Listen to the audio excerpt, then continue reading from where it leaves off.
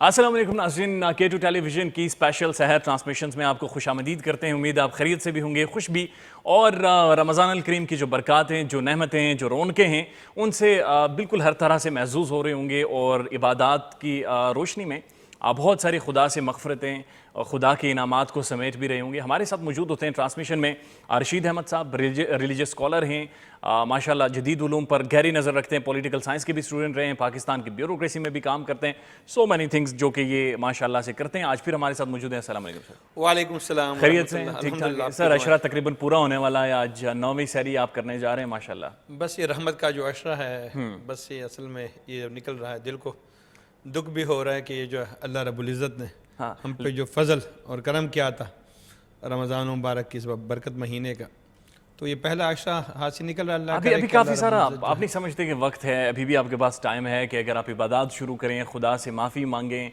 उसकी मग़फ़िरत तलब करें, तो अभी काफ़ी टाइम है, अभी 20 दिन और है। टाइम तो बिल्कुल काफ़ी है, कम से कम हमें भी चाहिए कि मैं तो स्टार्ट में जब हम कह रहे थे कि स्टार्ट में प्लान करना चाहिए कि 30 दिन है हमारा, तो 10 दिन तो निकल गए, एक एक्स्ट्रा तो निकल गया जी। अभी जो दूसरा जो है मग़फ़िरत का एक्स्ट्रा है, यानी बख्शिश का, कि पूरी साल की जो कोताही है, पिछले जो हमारी जो बाकी ज़िंदगी की जो कोताहियाँ थी, गफलती थी, बंदा उस पर मग़फ़िरत, अभी वो मग़फ़िरत का एक्स्ट्रा आ रहा है, तो पहले से प्लान करना चाहिए। इंसान को पता होता है कि मैं कितना गुनाहगार, ख़ताकार और सियाकार हूँ, और इस दुनिया में अल्लाह रब्बुल इज़्ज़त ने हमसे वो गुनाह बख्शवाने हैं। कुछ तो ऐसे होंगे कि अल्लाह वाले होंगे, यानी नमाज नहीं पढ़ी होगी, चाहिए हमें ये कि कम से कम वो जो है नमाज़ें जो हैं, कज़ा नमाज़ें, जिस तरीके से अल्लाह रब, मैं अक्सर ये यकीन करें मैं करता हूँ कि नमाज जो है जिस तरीके से एक फ़र्ज़ नमाज 70 फ़र्ज़ों के नमाज के बराबर होती है, तो मैं पहले तो कोशिश करता हूँ कि कोई नमाज कज़ा ना हो जाए, लेकिन कभी कभार कभी गफलत में कोई अगर हुई हो तो मैं कोशिश करता हूँ कि कज़ा नमाज़ें जो है ना रोज़ों में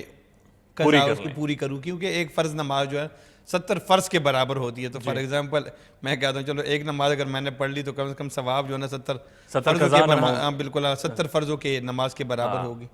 तो चाहिए तो ये कि कम से कम वो फ़र्ज़ नमाज़ें अपनी पूरी करवाए। बाकी अगर आपने किसी के हुकूक यानी हुकूकुल इबाद का आपने किसी का नुकसान किया, आपने किसी के प्लाट पे जो कब्ज़ा किया है, किसी के घर पे आपने कब्ज़ा किया, किसी आपके पैसे आपने लिए हैं, तो कम से कम देखो अल्लाह रब्बुल इज़्ज़त अपनी नमाज, रोज़ा, ज़कात और बाकी चीज़ें तो माफ़ फरमा देंगे अपनी रहमत और फजल से, लेकिन अगर आपने किसी मुसलमान का, किसी दूसरे बंदे का हक़ मारा है, जो अक्सर लोग हम यही देखते हैं कि बेशक हम नमाज में, रोज़ों में और इन चीज़ों में तो बहुत ही नहीं हम आगे होते हैं, कोई भी सफ़े अव्वल की जो है हम नमाज बाजमात की नमाज नहीं छोड़ते, लेकिन दूसरे के हुकूक हक़ मारने में हम फर्स्ट अल्फ़ा, बिल्कुल जो अल्फ़ा ब्रावो चार्ली होते हैं, फ्रंट लाइन में होते हैं कि किस तरीके से या किसी पे दावा करना, किसी को तंग करना, किसी की वहाँ पे लिटिगेशन में लोगों के हमने घर, लोगों की प्लाट, लोगों की ज़मीनें हमने लिटिगेशन में वहाँ पे कोर्टों में स्टे लेते हैं, लोगों को तंग, तो कम से कम ये मुआफ़ी जो है, तो कम से कम ये मुआफ़ी जो है अभी माफ़ी तलाफ़ी अभी जिन लोगों की आपने ज़्यादती की है अभी करे, क्योंकि ज़िंदगी का कोई भरोसा नहीं, कोई ये नहीं कि बाज़ हज़रात कहते भी हैं कि टमाटर की गारंटी है कि कम से कम अभी फ्रिज में रख ले तो सुबह तक ठीक रहेगा, लेकिन रशीद अहमद की कोई गारंटी नहीं। अभी मैं यहाँ से स्टूडियो से घर जा रहा हूँ, पता नहीं मैं सही सलामत पहुँचूँगा या नहीं पहुँचूँगा, तो इससे पहले अभी यही लम्हे बख्शिश मांगने के, मग़फ़िरत मांगने के। अच्छा, कोशिश ये रहती है चूँकि इफ्तारी के बाद से ये सहरी का थोड़ा सा वक्त है और इसके बाद आपने सहरी करनी है, कोशिश ये रहती है कि बहुत सारे टेक्निकल मामलात की तरफ ना जाया जाए, दीन इस्लाम में बहुत सारी जो टेक्निकलिटीज़ हैं उनमें ना लाया जाए, बल्कि माशरे के बिहेवियर के ऊपर और हमारी जो माशरती बीमारियाँ हैं उनका कम अज़ कम एक तजिया किया जाए। अक्सर हम देखते हैं कि नबी करीम सल्लल्लाहु अलैहि वसल्लम का की जो हदीस है उनके बारे में अक्सर फरमाया जाता है, जिसका मफ़हूम कुछ इस तरह से है कि मुझे मुअल्लिम बनाकर भेजा गया, यानी उस्ताद बनाकर भेजा गया। हमारे माशरे में जो उस्ताद का रोल है वो कहाँ पर खड़ा है, और दूसरी इंपॉर्टेंट चीज़ ये है कि मुझे उस्ताद बनाकर भेजा गया है, उस्ताद का बेसिकली एसेंस क्या है? उस्ताद होना, रशीद अहमद साहब, उस्ताद, आप इस लफ्ज़ को कैसे डिफ़ाइन करेंगे? यकीन कीजिएगा सोरा बरकत साहब, जब भी मैं उस्ताद का नाम सुनता हूँ तो मेरे बाल खड़े हो जाते हैं एहतराम में और उनके नाम के साथ, जिस तरीके से एक रोब है, एक रोब है, उस्ताद है। यकीन उस्ताद का जो रोब है, अभी भी यकीन कीजिएगा जो मेरे गवर्नमेंट प्राइमरी स्कूल तजूड़ी लकी मरद का जो अभी भी यकीन करें, मैं वो प्राइमरी स्कूल की टीचर में कि मैं बात करूँगा। जब उसके सामने मैं जाता हूँ, यकीन कर इतना रोब होता है कि अगर मैं समझूँ कि पूरी दुनिया में मुझ पे अपनी शक्ति का इतना रोब नहीं होगा, किसी और बड़े बंदे का रोब नहीं होगा, जिस तरीके से वो मेरे प्राइमरी स्कूल का जो टीचर था उनका जो रोब था कि ग़ुलाम यूसुफ साहब अभी आ रहे हैं तो मैं साइड पे हो जाऊँ, या एहतराम में कोशिश करता हूँ कि उनको हाज़िर लगाऊँ, लेकिन बहुत बड़ा रोब। और ये है और ये था भी असातिज़ा किराम में। जिस यकीन कीजिएगा अगर मैं यहाँ पर आपके सामने बैठा हूँ और ये जो नर्सरी एक फूल जो था, एक जो एक दरख्त और पौधा जो उन्होंने लगाया था और इस स्टेज पर पहुँचा है, तो स्टार्ट में जो आपके प्राइमरी स्कूल के टीचर ने किया, वही credit goes to our primary them, उन असातिज़ा किराम को। आपने बात की उस्ताद की, बेशक नबी करीम सल्लल्लाहु अलैहि वसल्लम ने भी यही फरमाया करते थे कि इन्नमा बुइस्तु मुअल्लिमा, कि मुझे एक टीचर बना के भेजा गया है। ये नहीं बताया कि मुझे गवर्नर बना के भेजा गया, मुझे वज़ीर आज़म बना के भेजा गया, मुझे बादशाह पे, ये बताया कि मुझे जो है एक उस्ताद बना के भेजा गया। सर आप बरकत साहब, बेशक किसी भी मुआशरे की तरक्की का जो दारोमदार है वो तालीम पर है, और वो अक़वाम जिन्होंने तालीम के उस्ताद होना क्या है? बिल्कुल, उस्ताद जो है ना, बेशक उस्ताद मुरब्बी है, मुर्शिद है, मुस्लिह है। अगर आप बात करें, देखो हम इस्लाम की बात करते हैं, देखो नबी करीम सल्लल्लाहु अलैहि वसल्लम की जो पहली वही जहाँ से स्टार्ट होती है, इक़रा बिस्मि रब्बिकल लज़ी खलक़, पढ़ अपने रब के नाम से, पढ़, यानी स्टार्ट में रीड, यानी स्टार्ट शुरू से जब ये होता है कि आपको पढ़ने से, तालीम से, एजुकेशन से, इस्लाम की पहली वही, इस्लाम जो है द मोस्ट मॉडर्न रिलीजन, इसकी जो सबसे पहली वही, पहला पैगाम वो तालीम और एजुकेशन है। तो यही है कि हमारे मुआशरे में अगर हम यहाँ पे कोई बहरान, क्राइसिस वगैरह पाकिस्तान में देख रहे हैं, पूरी मुस्लिम उम्मा में हम देख रहे हैं, तो यही एजुकेशन, तालीम और उस्ताद को ना हमने वो मकाम दिया और ना उस्ताद ने वो मकाम जो है, सर, ये वो उस्ताद का मकाम जो है वो पैदा किया, वो मकाम। क्या उस्ताद का काम फिजिक्स के न्यूमेरिकल्स पढ़ाना था, या जो मैथमेटिक्स के फार्मूलाज हैं वो पढ़ाना था, ये इस माशरे की इसलाह करनी थी? अब इसमें भी दो पहलू हैं सर, इसलाह क्या करनी थी और क्या उस्ताद की अपनी इसलाह हो चुकी थी, या मेरिट क्या था एक उस्ताद को उस्ताद बनने तक का? असल में ये हमारी यकीन करे बहुत बड़ी बदकिस्मती भी है। मैं बात करूँगा पाकिस्तानी मुआशरे की। यहाँ पे यकीन की जो किसी के जो कॉम्पिटेंट बच्चे होते हैं, ठीक है, फॉर एग्ज़ाम्पल कोई बच्चा हो, काबिल हो, तो हम चाहेंगे कि मेरा बेटा जो है ना मेडिकल में जाए या इंजीनियरिंग में जाए, या फिर उससे रह जाता है तो हम चलो कहते हैं यार चार्ट CSS या PMS कर लेगा, उससे भी बच्चा रह जाए, हम कहते हैं चलो फिर वकालत के फील्ड में या दूसरे जो और डिसिप्लिन है, केमिस्ट्री, फिजिक्स, बायोलॉजी, उसी साइड पे कोई वो बना दे। और जो यानी जो कुछ कर सकते हैं वो कर लेते हैं, और जो कुछ नहीं कर सकते आखिर में जो हमारा नौजवान रह जाता है तो पढ़ाने के लिए। और यकीन कीजिएगा सबसे मुआशरे में जो लोग कम नज़र से देखते हैं हमारे मुआशरे, कहते हैं उस्ताद है, ये हमारा उस तरफ भी है, और उस्ताद ने भी इस प्रोफेशन को उस तरीके से, प्रोफेशन ये सिर्फ टीचिंग का प्रोफेशन नहीं था, ये पैगम्बराना प्रोफेशन था। और बरकत साहब, ये पैगम्बराना, ये जो है टीचर मोटिवेशनल स्पीकर होता है, टीचर एक मुस्लिह मुर्शिद मुरब्बी होता है, ठीक है, टीचर जो है ना मुआशरे को बनाने वाला होता है। और वो अक़वाम जिन्होंने टीचर को मकाम दिया, और वो अक़वाम जहाँ पे टीचर ने अपना मकाम बना लिया, क्यों आज टीचर को वो मकाम हासिल नहीं है? इसमें दोनों तरफ कमज़ोरियाँ है, टीचर की तरफ भी कमज़ोरी है और मुआशरे की तरफ भी कमज़ोरी है, इदारों की तरफ भी, हमारे हुकूमतों की तरफ भी कमज़ोरी है कि हमने उस्ताद को वो मकाम नहीं दिया। आप मगरबी दुनिया में देख ले, जो पर्क्स एंड प्रिविलेजेस उस्ताद को मिल रहे हैं और किसी को नहीं मिल रहे हैं, लेकिन पाकिस्तान में दूसरी तरफ जो सबसे कम सैलरी, कम पैकेज वाला और कम से जो कुछ है, कम प्रिविलेज वो उस्ताद के पास होंगे।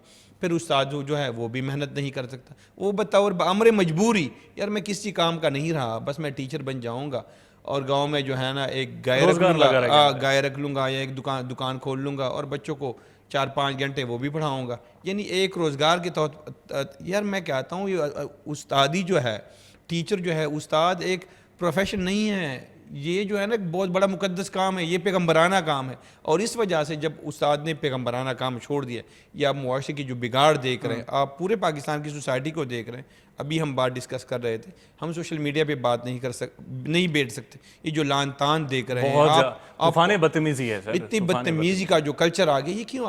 उस्ताद जो होता है हमें तरीका बताते थे कि बेटा आपने ये बात नहीं करनी, आपने अदब और एहतराम का रिश्ता।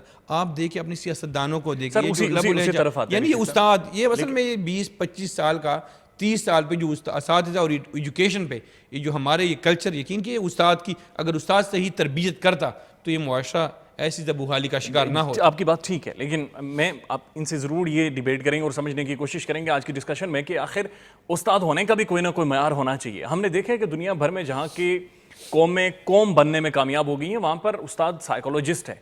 जब वो अपने शागिर्दों पर, मुआशरे पर नज़र डालता है तो वो उस नब्ज़ से आगाह हो जाता है, वो उनके नफ्सियाती मसाइल से आगाह हो जाता है, वो उस शागिर्द की परेशानी और पशेमानियों से आगाह हो जाता है। पाकिस्तान में ऐसा क्यों नहीं है? आगे बढ़ते हैं सर, इजाज़त दें तो पहले अहमद शेर साहब से मिल लाते हैं, आज वो क्या लेकर आए और उसके बाद ये गुफ्तगू का सिलसिला जारी रखेंगे। बिल्कुल जी। अहमद शेर साहब की तरफ चलते हैं जी। और अस्सलाम वालेकुम व्यूअर्स, उम्मीद है आप सब बिल्कुल ठीक ठाक होंगे, खुश होंगे। और खुश क्यों ना हो, माशाअल्लाह माह रमज़ान आप सबको मिला है और इसमें बहुत बरकतें हैं और इन बरकतों से हम सब फ़ायदा भी बहुत ज़्यादा उठा रहे हैं। और वो बच्चे स्पेशली जिनका आज पहला रोज़ा है, जिनको मतलब रोज़ा है, रखने जाना है इन्होंने, तो उनके लिए काफ़ी सारी दुआएं हैं कि अल्लाह ताला उनको इतनी हिम्मत दे कि वो ये रोज़ा पूरे तरीके से, अच्छे तरीके से रख लें और उनकी रोज़ा कुशाई भी अच्छे तरीके से हो। और अगर अब रोज़ों की बात हो तो जब से गर्मियों में रोज़े शुरू हुए हैं, तकरीबन हर दूसरे बंदे को थोड़ा सा खौफ होता है कि अगर क्या करेंगे यार, बहुत ज़्यादा गर्मियां हैं, रमज़ान गर्मियों में है, मुश्किल होगी। लेकिन जैसे जैसे रमज़ान आता है, अल्लाह ताला हर मुसलमान को हिम्मत दे देता है कि वो रोज़े रखें और अच्छी तरीके से रखें। और यही हमारे सब के साथ हो रहा है कि हम लोगों को भी पहले यही था कि गर्मियाँ ज़्यादा हैं, हम क्या करेंगे। लेकिन देख लें कि आज अल्हम्दुलिल्लाह हम 9वां रोज़ा रखने जा रहे हैं और खुश भी हैं, और होना भी चाहिए। और कुछ लोग तो ऐसे हैं कि जिन्होंने अभी से गिनती शुरू कर दी है आखिरी रमज़ान की कि चांद रात होगी और चांद रात में प्लानिंग की होगी। होना चाहिए, उम्मीद पे दुनिया कायम है और रमज़ान तो खुशियों का महीना है, इसको अच्छे तरीके से सेलिब्रेट करना है। आज की रेसिपी की अगर बात की जाए तो रेसिपी वही, जैसे कि मेरी रेसिपी हमेशा क्विक एंड सिंपल होती है वैसे ही है। और मेरी कोशिश होती है कि आप ऐसी रेसिपीज़ के जो कि रमज़ान में चाहे वो अफ्तारी में हो चाहे सहरी में हो, आप इस्तेमाल करें। आज मेरे पास है एप्रिकॉट बाइट। एप्रिकॉट बाइट जो है बहुत सिंपल लेकिन बहुत ज़्यादा हेल्दी है। और इसके लिए जो चीज़ें चाहिए वो अपने पास नोट कर लें। एप्रिकॉट चाहिए होंगी खुबानी, जितने के आपने बाइट्स बनाने हैं, आपने अगर 10 खाने हैं तो आपको 5 खुबानियाँ चाहिए होंगी। अगर आपने आपकी फैमिली के लिए बनाने हैं, सबको 4-4 सर्व करने हैं, तो उसके हिसाब से आप बनाएं। मुझे जो चाहिए वो एक सर्विंग के लिए मैं कहता हूँ कि 4 खुबानियाँ काफ़ी हैं, बस इससे ज़्यादा नहीं होनी चाहिए। लेकिन अगर कोई ज़्यादा खाना चाहे तो वो आपकी अपनी मर्ज़ी है, आप 6 भी खा सकते हैं, आप 8 भी। खुबानियाँ चाहिए होंगी। उसके बाद ड्राई फ्रूट चाहिए होगा। ड्राई फ्रूट में क्या, थोड़े से बादाम, थोड़े से किशमिश और साथ में 4 मगज़ और खजूर। खजूर मस्ट होना चाहिए क्योंकि खजूर से जब आप ये जो बनाएंगे आपको बहुत ज़्यादा डिफरेंट और अच्छा लगेगा। तकरीबन 3 से 4 अदद खजूर चाहिए होंगी। सारी चीज़ें आपने अच्छे तरीके से काटनी है और फिर उसके बाद 1 बड़ा चम्मच मलाई क्रीम में इसको आपने मिक्स करना है। अब इसमें मिठास जो आएगी वो खजूर की वजह से होगी। और जब अच्छे तरीके, पहले छोटा छोटा फाइन चॉप करना है किशमिश, बादाम, 4 मगज़ और खजूर। उसके बाद 1 चम्मच मलाई में इसको आपने मिक्स करना है। फिर उसके बाद आपने एप्रिकॉट को दरमियान में से कट लगाना है। गुठली एक साइड पे कर दें और जहाँ पे कट लगा है 1 टीस्पून की मदद से 1 टीस्पून आपके पास जो ड्राई फ्रूट का मिक्सचर है आपने लेना है, बाइट के ऊपर लगाना है और रख लेना है। फिर उसके बाद अगर आपने प्रेजेंटेशन करनी है तो ड्राई फ्रूट ऊपर से थोड़ा सा आलमंड डाल दें, नहीं तो अगर आप मिंट के पत्ते जगह जगह मुख्तलिफ़ जगहों पे रखेंगे तो वो भी अच्छा लगेगा। और अगर आपने ज़्यादा इसको खूबसूरत बनाना है या आप को चाहिए कि अट्रैक्टिव हो तो गुलाब के पत्ते अगर आप थोड़े से रखेंगे, उसके साथ इसको सर्व करेंगे तो मेरे ख्याल से बहुत ही अच्छा लगेगा। और आज की रेसिपी यकीन मानिए बहुत हेल्दी है, बहुत सिंपल है लेकिन बहुत ही अच्छी है। आपको बना के इसको फ्रिज में रख लें, ठंडा हो और चिल आप इसको जब इस्तेमाल करेंगे तो आपको बहुत अच्छा लगेगा। ज़रूरी है कि आप इसको सहरी में खाएं, अफ्तारी में आप इसके साथ अफ्तारी कर सकते हैं। यकीन मानिए एक दफ़ा हमारे यहाँ अफ्तारी थी तो हमने इन्हीं बाइट से अफ्तारी करवाई थी, जो लोगों का रिस्पांस था बहुत अच्छा आया था और थोड़ी सी डिफरेंट रेसिपी थी तो इसलिए सबको अच्छी भी लगी। और वो वाइट वाली जो खुबानी होती है जो कि अभी नहीं आई, कुछ दिनों बाद आएगी, उसके साथ आप इसको ट्राई करेंगे तो आपको और अच्छा लगेगा। लेकिन अभी चूंकि मार्केट में येलो वाली खुबानी है, शुरू में येलो वाली आती है, कुछ दिनों बाद फिर वो वाइट वाली आती है, लिहाजा आप येलो वाले के साथ बनाएं तो भी आपको अच्छा लगेगा। उम्मीद है आज की रेसिपी आपको पसंद आई होगी। कल इंशाल्लाह एक और नई रेसिपी के साथ आपसे मुलाकात होगी। अपना बहुत सारा ख्याल रखें, अपनी दुआओं में हमें याद रखें। अल्लाह हाफ़िज़।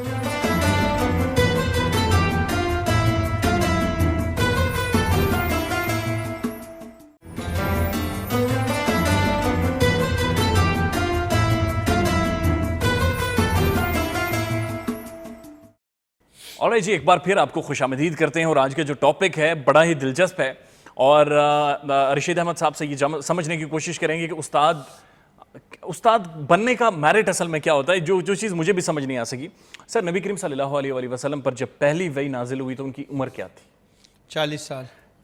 तो उसके बाद, उस वही नाजिल होने के बाद उन्होंने खुद को मुअल्लिम कहा या पहले कहा? असल में नबी करीम सल्लल्लाहु अलैहि वसल्लम की ज़िंदगी, सोरा बरकत साहब, अगर हम मक्की ज़िंदगी देखें 40 साल, तो जब नबी अलैहिस्सलाम यानी वहाँ पे सदाकत और अमानत की, यानी बेहतरीन सादिक और अमीन उससे पहले जाने जाते थे। यानी जब नबी करीम सल्लल्लाहु अलैहि वसल्लम पर वही नाजिल हुई तो यानी उससे पहले वो एक मेरिट पे उतर चुके थे। मेरिट पे उतर चुके थे। वो मुआशरे का एक मुस्लिह था, मुरब्बी था, मुर्शिद था। जी। वो लोगों के काम आता था, लोगों को अच्छी काम की तरबियत देता था, नौजवानों के साथ जब मिलता, नौजवानों की इस्लाह। उनकी पूरी 40 साल ज़िंदगी इस्लाह मुआशरा का, जिस तरीके उस्ताद का, नबी करीम सल्लल्लाहु अलैहि वसल्लम बेसिकली एक उस्ताद थे, पैगंबर भी एक उस्ताद होते, जिस तरह अल्लाह रब्बुल इज़्ज़त भी एक उस्ताद है। फॉर एग्जांपल वो भी हमें जो हमारी तरबियत कर रहा है, अल्लाह बेहतरीन मुरब्बी, सबसे बड़ा उस्ताद, इस कायनात का सबसे बड़ा उस्ताद तो हमारा खालिक और मालिक और मुरब्बी और मुर्शिद मुस्लिम वही है, अल्लाह ही है जिसने ये कुरान मजीद फुरकान हमीद भेज दिया, इस सिर्फ हमारी इस्लाह के लिए। और फिर इसके साथ साथ 1,24,000 कौम बेश अम्बिया कराम जो भेजे, वो इस मकसद के लिए कि मेरे बंदों को बताए कि आपने राइट ट्रैक क्या है और गलत ट्रैक क्या है, सही रास्ता क्या है, गलत रास्ता क्या है। तो असल में वो थे। और नबी करीम सल्लल्लाहु अलैहि वसल्लम अगर आप उसकी ज़िंदगी 40 साल की ज़िंदगी देखे तो वो भी यानी जब नबी अलैहि सल्लम पर वही नाजिल होती हैं और लोगों के सामने वो अपनी मुद्दा पेश करते हैं और उनको बताते हैं, जिस तरीके से अल्लाह रब्बुल इज़्ज़त उनको बताते हैं कि सबसे पहले अपने करीबी रिश्तेदारों को अल्लाह से पुकारे, यानी अपने करीबी रिश्तेदारों को यानी तबलीग करे। वंज़िर अशीरतकल अक़रबीन, सबसे पहले अपने करीबी रिश्तेदारों को अल्लाह से डराए। फॉर एग्जांपल किसी भी मोमेंट अगर आप स्टार्ट करना चाहते हैं तो चाहिए कि अपने घर ही से स्टार्ट करें। तो जब उन्होंने अपने करीबी रिश्तेदारों को, पूरे अपने कबीले को बुलाया और बता दिया कि अगर मैं आपको बताऊं कि पहाड़ के पीछे से कोई लश्कर आप लोगों पे हमला कर रहा है तो क्या आप लोग मान लेंगे? उन्होंने कहा बेशक, आप तो सादिक और अमीन हैं, आपकी 40 साल ज़िंदगी हमारे सामने है, आपने कभी झूठ नहीं बोला। तो उन्होंने, अल्लाह ने, नबी अलैहि सल्लम ने फरमाया क़ूलू ला इलाहा इल्लल्लाह तुफ़्लिहू, आप लोग ला इलाहा इल्लल्लाह कहे आप कामयाब हो जाएंगे। यानी फिर उसके बाद अबू लहब की बात आती है कि उन्होंने लान तान और बुरी बातें की नबी अलैहि सल्लम के सामने। तो ये यानी उसकी ज़िंदगी उन्होंने ख़ुद यानी कह दिया कि नहीं, आप तो सादिक और अमीन। वो 40 साल ज़िंदगी जब नबी करीम सल्लल्लाहु अलैहि वसल्लम पर पहली वही नाजिल होती है और उस वही के बदले में जब वो घर आते हैं और हमारी माँ खदीजा रज़ियल्लाहु तआला अन्हा से फरमाती हैं कि ज़म्मिलूनी, मेरे ऊपर चादर डाल दे, मैं तो डर रहा हूँ कि ऐसा ना हो कि मैं मर न जाऊँ, हलाक ना हो जाऊँ, क्योंकि पहली मरतबा जब उसकी जिब्राईल अमीन के साथ इंटरेक्शन हुई थी तो खदीजा रज़ियल्लाहु तआला अन्हा ने फरमाया कि आप तो है ना हक परस्तों के दोस्त हैं, आप तो सही बात करने वाले हैं, आप तो लोगों की इस्लाह करने वाले हैं, आप तो इस्लाह मुआशरा का काम करने वाले हैं, आप तो जो है लोगों को खाना खिलाने वाले हैं, यानी आप बेहतरीन इस्लाह मुआशरा का यानी इस्लाही उस्ताद है, बेहतरीन मुआशरे की। और ये तारीख़ गवाह है कि जिस मुआशरे में ऐसे अफराद मौजूद हो या ऐसे लोग हो, कभी अल्लाह रब्बुल इज़्ज़त ने उनको ज़ाया नहीं किया। तो यही है वो पहली वही के साथ साथ खदीजा रज़ियल्लाहु तआला अन्हा की तरफ से जो हौसला अफजाई थी, जो बीवी की तरफ से, कहते हैं हर कामयाब मर्द के पीछे एक औरत का, यानी नबी खदीजा रज़ियल्लाहु बहुत होशियार औरत थी, उसने जो हौसला दिया तो वो भी यही बात कि आप तो इस्लाही मुआशरा का काम करने वाले, आप बेहतरीन समाजी कारकुन हैं। तो यही है समाज के लिए जिन लोगों ने काम किया, यकीन कीजिएगा सोरा बरकत साहब, अल्लाह रब्बुल इज़्ज़त ने कभी उनको ज़ाया नहीं किया। और मैं मगरिब को देख रहा हूँ, जो आज की मगरिब की तरक्की का और उसकी कामयाबी का और उसकी सस्टेनेबिलिटी का जो मेन राज है वो यही है कि वो समाजी सोशल वर्कर के साथ साथ बेहतरीन एजुकेशन पे उन्होंने रवैयों पे काम किया। और यही उन रवैयों की वजह से आज दुनिया के सुप्रीम पावर भी है, सुपर पावर भी है और दुनिया में उनकी हेजमनी भी है, बालादस्ती भी है। हम उनसे एटिकेट भी सीख रहे हैं, उनके असातिज़ा को हम सुन भी रहे हैं। उसको यकीन कीजिए वो किताबें आपकी जितनी भी लिटरेचर आप किताबें देखिए, आपकी बड़ी बड़ी लाइब्रेरी है जो हमारे पाकिस्तानी नौजवान उनके नोट्स बनाते हैं। और यहाँ पे हम यूनिवर्सिटी और कॉलेज में देख रहे हैं हमारे नौजवान 30 सवालात याद करते हैं। और उन्होंने कितनी कितनी किताबें लिखी, कितनी कितनी किताबें पढ़ी, उन्होंने उस्ताद को मकाम दिया। आज जो मगरिब की तरक्की का राज जो है उस्ताद, हर उस्ताद ने 20-20, 30-30, 40-40, 50 किताबें, यानी राइटर है वो, साथ साथ उसकी एक एक किताब 3-3 कहते 4 लाख 5-5 लाख उसकी सेल होती है। हम किताब लिखते हैं हमारी 10 कापी अभी नहीं सेल होती। ये क्यों? उस वहाँ के उस्ताद ने मेहनत की, कोशिश की। आप देख ले कितने कितने। अब मगर लेकिन सवाल बड़ा ये है कि उनकी तो मिसाल हम दे रहे हैं, लेकिन हमारा उस्ताद कहाँ पर खड़ा है? हमारे उस्ताद को किस मेरिट से गुजरना चाहिए था? जिस तरह से आपने बात की कि उन पर वही पहली नाजिल होती है 40 साल के बाद, लेकिन 40 साल से पहले वो एक क्वालिफाइंग राउंड से ऐसा महसूस हो रहा है गुजरे, जहाँ पर उन्होंने अपने आप को साबित किया कि वो इस माशरे की इसलाह के लिए वो जस्टिफाई करता है। अब वो उस मुकाम पे पहुंच गए, उसके बाद कहा गया कि अब पढ़, अब मुअल्लिम के तौर पर अपनी खिदमत सर अंजाम दे। हमारा उस्ताद किस मेरिट पर उतरता है वो जानेंगे, लेकिन सर पहले नात गुलाम पाक सुन लें। बिल्कुल नात सुन लेते हैं, बिल्कुल। और जब वापस आते हैं तो यही गुफ्तगू का सिलसिला जारी रखते हैं।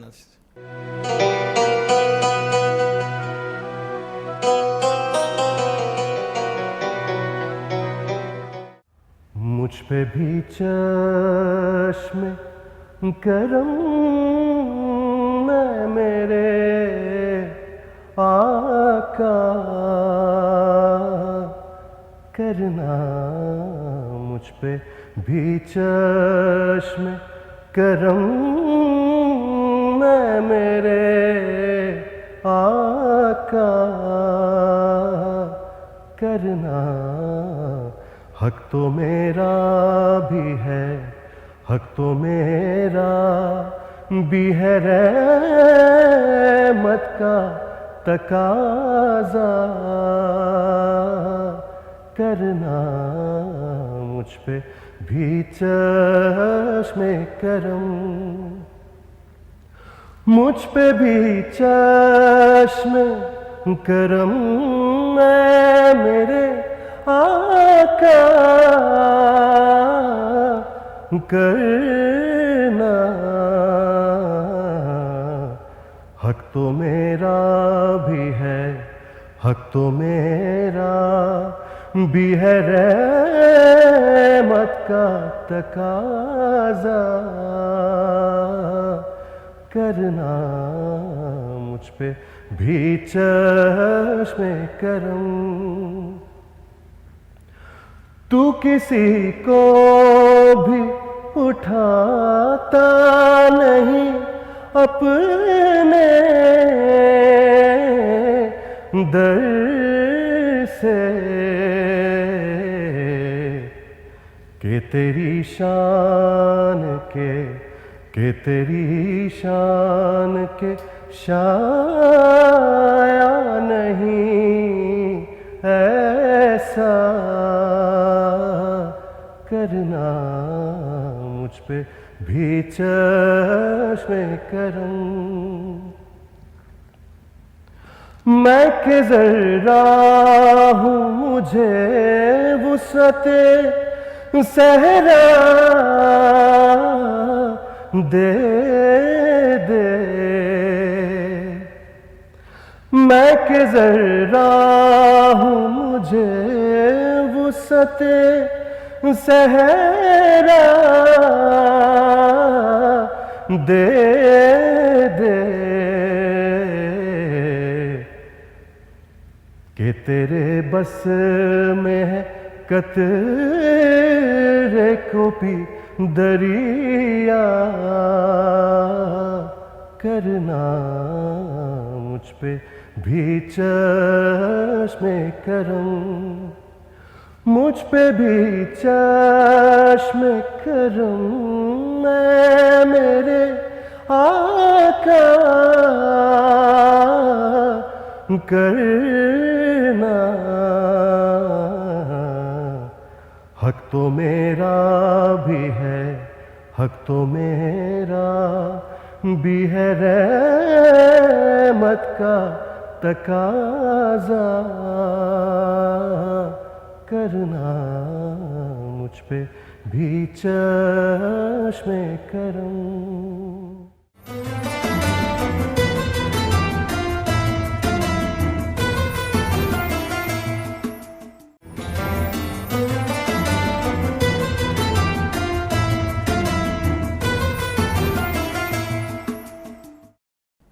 और जी एक बार फिर आपको खुशामदीद करते हैं। इंतहाई खूबसूरत कलाम था, खूबसूरत अल्फाज थे और एक बड़ी खूबसूरत कैफियत तारी हो गई है।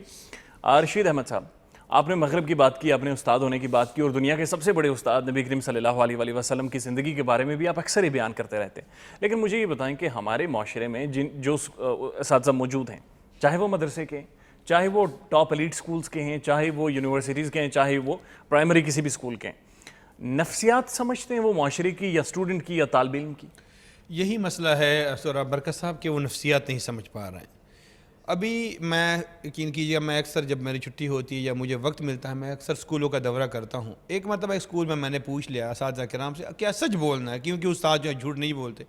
आप बताएं कि कोर्स के अलावा जो निसाबी जो आप लोगों की किताबें हैं, इसके अलावा आप 15-20 टीचर हैं, किसी ने कोई एक्स्ट्रा कोई और किताब कोई स्टडी की है? एक साल की बात करें तो पूरे स्कूल में 15-20 असातिज़ा किराम में किसी ने किसी एक किताब का मुताला पूरे साल में कि केमिस्ट्री, फिजिक्स, बायोलॉजी, बल्कि कुछ असातिज़ा किराम ने तो ये कहा कि हम 20-25 साल पहले जब हमें भर्ती हुए हैं वही की किताब, वही निसाब की किताब ही हैं और उनके जो गाइड वगैरह आते हैं बस वही हम जो है वहाँ से लेते हैं, यहाँ पे बोर्ड पे छापते हैं, बिल्कुल यही। तो ये जो उस्ताद ने अपने आप को ना अपडेट किया और ना अपडेट करने की कोशिश करते हैं। मेन मसला यही है कि उस्ताद जब तक अपने आप को अपडेट नहीं करेगा, वही जो निसाब उनको जो टेक्स्ट बुक बोर्ड की तरफ से जो किताब दिया जाता है उसी को पढ़ते हैं और बाकी उनकी प्रायोरिटी ही नहीं है कि मैं को अपने बच्चों में क्या इम्प्रूवमेंट लाऊं और कोई सोशल चेंज लाऊं, उसकी कोई इस्लाह हो जाए, कोई मुआशरे के लिए, क्योंकि उस्ताद ही बेहतरीन मोटिवेशनल स्पीकर होता है, बेहतरीन मुरब्बी, बेहतरीन साइकोलॉजिस्ट, बच्चे का विजन, गोल और टारगेट बनाने वाला वो उस्ताद ही होता है। उस्ताद को पता होता है कि जो सोहराब बरकत में क्या गट्स, क्वालिटीज़ और पोटेंशलिटीज़ है, उसमें वो मादा, वो एनर्जी, वो तवानाई है उस्ताद ही ने पैदा करनी होती हैं कि ये बच्चा जो है बेटा माशाल्लाह आप जो है माशाल्लाह आपकी मैं बहुत यानी मैंने देख लिया सोहराब बरकत साहब में कम्युनिकेशन स्किल है बेहतरीन, आप माशाल्लाह डिबेटर हैं, माशाल्लाह आप पाकिस्तान के बेहतरीन टॉप लेवल के एंकर पर्सन बन सकते हैं, आप जो एक मकाम पैदा कर सकते हैं सहाफ़त के मैदान में। आप बेटा जो है ना आप सहाफ़त की फील्ड अपना लें तो कम से कम ये उस्ताद जो है ना बच्चे में ये काउंसलिंग का जो काम है, ये जो चीज़ इनकलकेट करना बच्चे में सोहराब बरकत में, ये उस्ताद का काम है। कभी 9th-10th में मैं कहता हूँ, अक्सर मैं स्कूलों में जाता हूँ सोहराब बरकत साहब खासकर सरकारी स्कूलों में, तो वो कहते हैं यार हमारे पास जो है ना ऐसे बेकार बच्चे आ जाते हैं जो टॉप लेवल के बच्चे होते हैं, वो प्राइवेट स्कूलों में बच्चे दाखिल कर लेते हैं।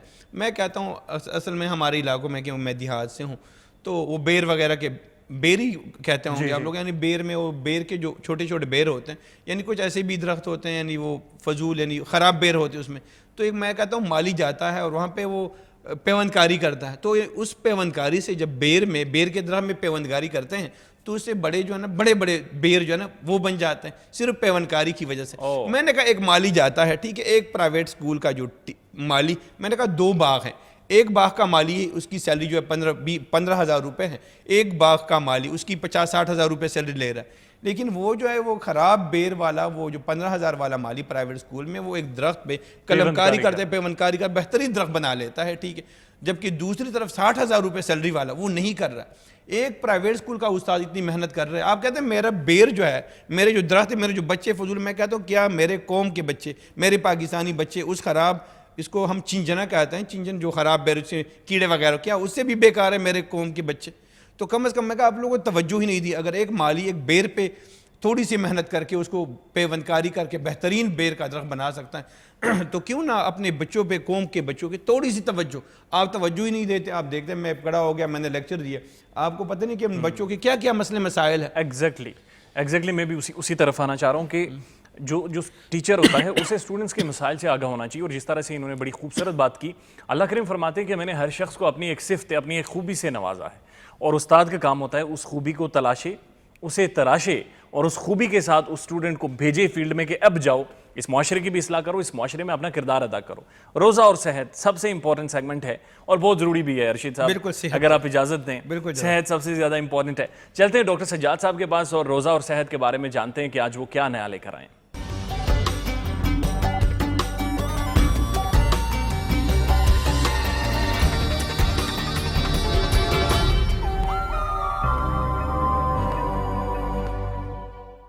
बिस्मिल्लाहिर्रहमानिर्रहीम, अस्सलाम वालेकुम नाज़रीन, मैं हूं डॉक्टर सज्जाद और सहरी के प्रोग्राम रोज़ा और सेहत में हम आपसे रोज़ाना मुलाकात करते हैं और आपको छोटी छोटी सी जो है वो टिप्स दे के जाते हैं ताकि आप लोग रोज़ा जो है वो अच्छे तरीके से रख सकें, क्योंकि साल में एक मरतबा होती है, हर आदमी की कोशिश होती है कि वो रोज़ा रखे, मगर बाज़ दफ़ा कुछ बीमारियां जो हैं वो बीच में आ जाती हैं, हमारी सेहत में खलल आ जाता है। इसको दूर करने के लिए हमें कुछ मेडिसन का सहारा लेना पड़ता है, कुछ अल्टरनेटिव चीज़ें जो है वो हमें साथ साथ करनी पड़ती हैं।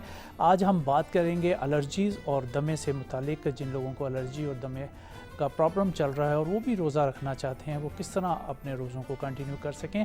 तो इसमें जो अगर पफ आप लेते हैं उसकी जगह पे अगर आप घर में गर्म पानी करके उसमें 2 लौंग डाल दें या 3 लौंग डाल के अगर आप उसकी भाप ले लेंगे तो इंशाल्लाह ताला आपका जो है वो सांस का उखड़ना और छींकें जो बहुत ज़्यादा मारते हैं एलर्जी का, जैसे कि मौसम चल रहा है इसमें मार्च और अप्रैल में पिंडी इस्लामाबाद में ख़ुसूसन जो है वो एलर्जी बहुत ज़्यादा हो जाती है, लोग यहाँ से दूसरे शहरों में मुंतकिल हो जाते हैं। ये वैसे मसले का हल नहीं हुआ करता। कोशिश करें कि आप जिस भी डॉक्टर से अपना ट्रीटमेंट करवा रहे हैं 6 महीने साल इसका ट्रीटमेंट लगातार करवाएं, ताकि नेक्स्ट जब सीज़न आए तो उस टाइम आपको इम्यूनिटी इतनी अच्छी हो चुकी हो कि आपको एलर्जी का प्रॉब्लम ना हो और ये आंखों से पानी आना, नाक से पानी आना और सांस उखड़ जाना जो है वो अमूमन इस वेदर में ज़्यादा लोगों को होता है। फिर हम देखते हैं कि सितंबर और अक्टूबर में प्रॉब्लम हो जाता है, जिनकी सेंसिटिविटी कम होती है बॉडी में, उनको ये एलर्जीज़ जो है वो बार बार अटैक करती हैं, जिससे कि उनका इम्यूनिटी का निज़ाम जो है वो अच्छा नहीं रहता और बेचारे जो है 1-2 महीने बहुत प्रॉब्लम में रहते हैं। मुख्तलिफ एंटी एलर्जिक्स जो है वो खानी पड़ती हैं। कोशिश करें कि अपनी इम्यूनिटी को अच्छा करने के लिए पूरा साल ही अपनी सेहत पे जो है वो ख़ुसूसन तवज्जो दें। इसमें जैसे कि मैंने बताया था एक प्रोग्राम में कि रोज़ा रखने से आपकी बॉडी जो है डिटॉक्सीफाई भी होती है, तो कोशिश करें कि रेगुलर बेस पे आपने अपनी एलर्जी को और अपने दमे को जो है वो बेहतर करना है, अपनी इम्यूनिटी को आपने अच्छा करना है।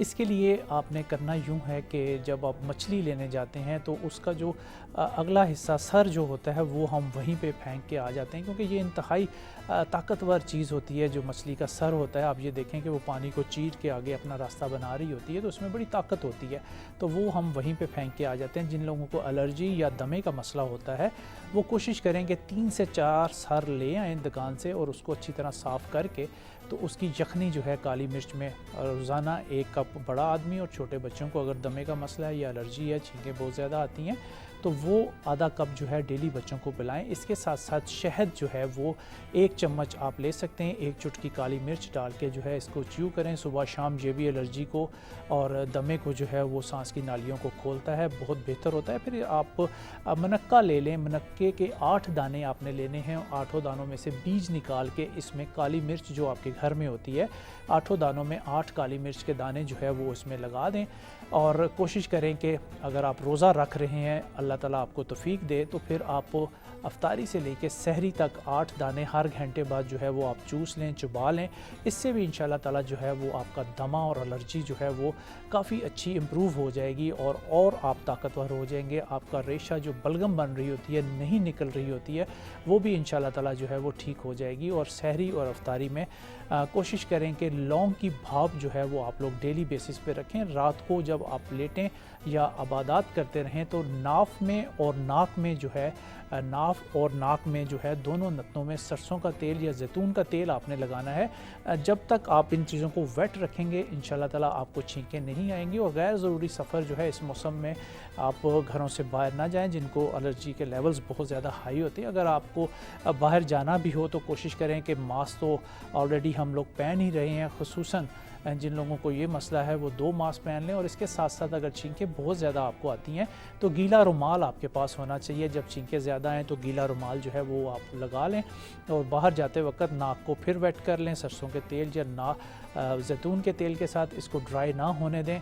जहाँ भी आपको ड्राइनेस होगी नाफ के ज़रिए जो है वो सब जगह पे आपकी ड्राइनेस ख़त्म हो जाएगी। रात को आपने नाफ के अंदर, नाफ के बाहर जो है वो सरसों का तेल जो है या जैतून का तेल रेगुलर बेस पे आप लोग लगाएं। पुराने वक्तों में जब भी लोग गुस्ल करते थे तो पूरे जिस्म में सरसों के तेल की मालिश किया करते थे, और सुबह मैं देखता था कि हैंड पंप के नीचे वो ठंडे यख पानी से भी नहा लेते थे। उनकी सेहतें हमसे बहुत ज़्यादा बेहतर थी। आजकल तो हर चीज़ हमें अवेलेबल है और एसी है, घरों में गर्म पानी ठंडे पानी का इंतज़ाम होता है, तो फिर भी हमें जो है वो बीमारियां जो है वो पकड़ लेती हैं। उसकी वजह यही होती है कि हम अपनी सेहत का अच्छी तरह ख्याल नहीं करते, और जहाँ से भूख लगती है हम खाना खा लेते हैं, जहाँ से हमें प्यास लगती है हम पानी पी लेते हैं। तो ठंडे मशरूबात से जो है वो दमे और एलर्जी के पेशेंट्स ने जो है सहर और अफ्तार में जो है वो परहेज़ करना है। काइंडली आप लोग ना लें, आपकी तकलीफ़ में जो है वो इजाफ़ा हो सकता है। आप देसी मुर्गे का जो है वो सूप या यखनी जो है वो आप ले सकते हैं, या मछली के सर का सूप मैंने आपको कहा है वो आप डेली बेसिस पे लें। डे बाई डे ये छोटी छोटी सी चीज़ें आप इस्तेमाल करेंगे तो इंशाल्लाह ताला आपकी एलर्जी और दमा जो है वो बेहतर हो सकता है। आम दिनों में भी ये चीज़ें आप इस्तेमाल करें, नट्स का इस्तेमाल करें, ये भी आपको ताकत फराहम करेगी। आज के लिए बस इतना ही। अपने मेज़बान डॉक्टर सज्जाद को दीजिए इजाज़त। अल्लाह हाफ़िज़।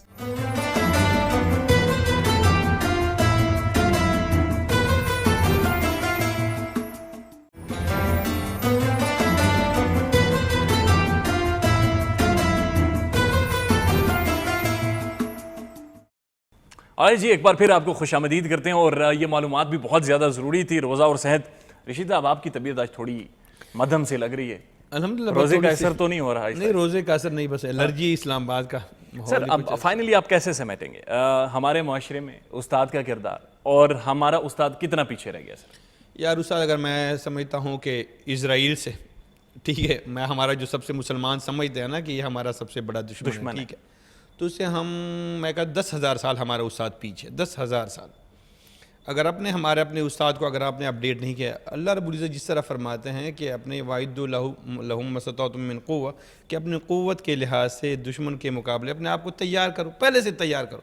प्रियम्प्टिव स्टेप, यानी हमारी जो इस्लाम में सारी है प्रियम्प्टिव स्ट्रेटजी, हाँ, हिफ्ज़ मा तक़द्दुम की स्ट्रेटजी है। ये नहीं कि आप पे कोई हमला और फिर आप नहीं अपनी डेटरेंस करे, बाद में अपनी आपकी सिक्योरिटी करे, आप बाद में अपने आप को जब ऊपर बम्बारमेंट हो रही फिर नहीं, पहले से अपने आप को तैयार करो। दुनिया है इल्मी कंपटीशन का दौर है, मुकाबले का दौर है। हमने अपने उस्ताद को और अपने बच्चों को और अपनी माओं को पहले से इंटेलेक्चुअल बनाने के लिए तैयार करना होगा। हमारे मुआशरे को हमने इंटेलेक्चुअल को पैदा करना होगा। रशीद साहब, एक बड़ा मसला है, पैदा करना होगा। जैसे जो काबिल लोग हैं ये सारे आ जाते हैं ब्यूरोक्रेसी में टॉप कॉम्पिटिटिव एग्जाम्स पास करके।